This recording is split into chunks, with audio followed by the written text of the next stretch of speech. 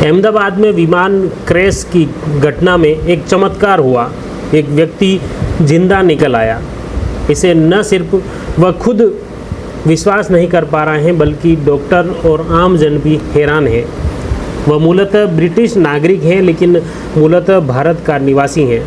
भारत में अपने परिवार से मिलने के लिए आया था विश्वास कुमार रमेश वापस लंदन के लिए लौट रहा था। तभी उसने एयर इंडिया की यह फ़्लाइट जिसमें 11A सीट बुक करवाई।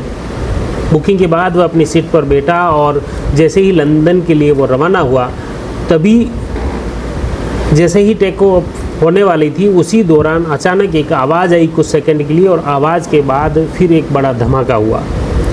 धमाके में एक बार उसने खुद ये बताया कि ऐसा लगा कि वह भी मर जाएगा, लेकिन जैसे ही उसकी आंखें खुली तो ऐसा लगा कि वह जिंदा है और साथ ही उसे एक आत्मविश्वास यह भी जगा कि वे यहाँ से भाग सकता है, क्योंकि उसके सामने चारों तरफ लाशों के ढेर थे। जो उसमें सवार लोग थे वो काफ़ी घायल हो चुके थे और क्षत विक्षत स्थिति में पड़े हुए थे। पूरा क्रेन जो एरोप्लेन था पूरा वह भी क्रैश हो चुका था, लेकिन उसने हिम्मत रख के वह वहाँ से बाहर निकला और बाहर निकलते ही किसी एम्बुलेंस चालक और कुछ लोगों ने उसे पकड़ लिया और एम्बुलेंस में डालकर सीधे हॉस्पिटल पहुँचा दिया। लेकिन वह खुद भी अपने इस वाक़ये के ऊपर विश्वास नहीं कर पा रहा है कि ऐसे भयानक हादसे में वह बच कैसे गया। उन्होंने कहा कि यह तो ईश्वर की ही मेहरबानी है और जिसकी वजह से वह बच गया। बाकी ऐसे भयानक हादसे में जिसमें उसके अलावा उस प्लेन में कोई भी व्यक्ति नहीं बच पाया। इस बात की न सिर्फ वह खुद बल्कि पुलिस प्रशासन डॉक्टर सब लोग हैरान हैं कि ऐसे भयानक हादसे में वह जिंदा लौट आया। अहमदाबाद में जो एयर इंडिया की जो क्रैश हुई थी उसमें ये यात्री हैं जो जिंदा हैं। इसको लेकर पुलिस कमिश्नर GS मलिक ने यह स्वीकार किया है। उन्होंने भी पुष्टि की है कि प्लेन के 11A सीट पर बैठे विश्वास कुमार रमेश जीवित हैं। आज प्रधानमंत्री नरेंद्र मोदी ने भी उनसे मुलाकात की और हादसे के बारे में जाना। मोदी ने उनसे सवाल किया कि आखिर ये हादसा कैसे हुआ और वो कैसे बचकर बाहर निकल आए। इस दौरान मोदी ने कई सवाल किए। इस पर घायल जिसका उपचार चल रहा है अहमदाबाद के हॉस्पिटल में विश्वास कुमार रमेश ने बताया कि वह खुद नहीं समझ पा रहा है कि वह कैसे बच गया, लेकिन जिस वक्त हादसा हुआ उससे पहले कुछ आवाज़ आई थी और उसके बाद प्लेन गिर गया। जिस बिल्डिंग पर वह गिरा दूसरी तरफ बड़ी दीवार थी और जिस तरफ वह गिरा वहाँ पर दीवार नहीं थी। इस वजह से वह वहाँ से जल्दी से बाहर निकल आया और निकल कर दौड़ पड़ा और उसके बाद कई लोगों ने उसे संभाल लिया। संभालने के बाद उसे एम्बुलेंस में लिया और एम्बुलेंस से अस्पताल पहुँचा दिया। रमेश ने कहा कि उसे खुद यह विश्वास नहीं हो पा रहा है कि आखिर वह बच कैसे गया। इस भयानक हादसे को लेकर हर कोई हैरान परेशान है।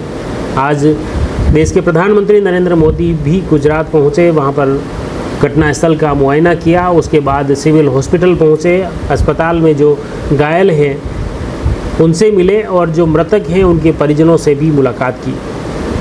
गुजरात के पूर्व CM विजय रूपाणी की पत्नी भी ब्रिटेन से भारत लौट आई हैं। एयरपोर्ट पर ही मोदी ने उनसे मुलाकात की। साथ ही शव हैं उनकी DNA टेस्ट कराई जा रही है। DNA टेस्ट के बाद ही परिजनों को सौंपे जाएंगे।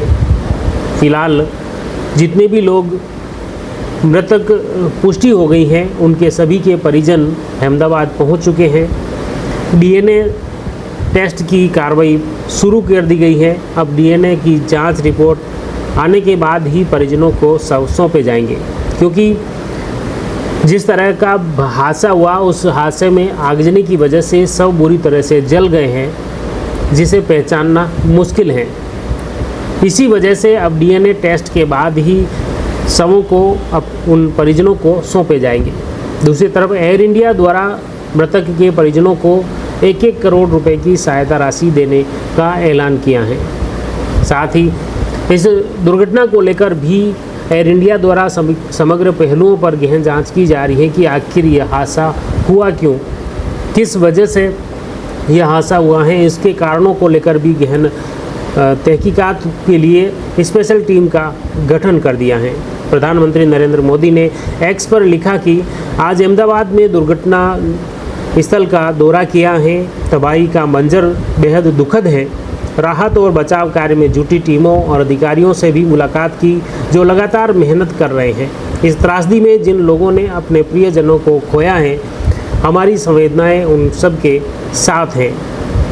उन्होंने इस विमान दुर्घटना से हम सभी बेहद दुखी और स्तब्ध हैं। इतने लोगों की अचानक और दिल तोड़ देने वाली मौत को शब्दों में बयां करना मुश्किल है।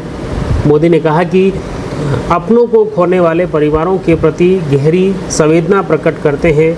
हम उनके दर्द को समझते हैं और जानते हैं कि इस हादसे से जो खालीपन बना है उसे भरने में सालों लग जाएंगे। हमारा प्रयास रहेगा इस घटनाक्रम से जुड़ी हर अपडेट आप तक पहुँचे। आप जुड़ रहिए जयवर्धन न्यूज़ के साथ। धन्यवाद।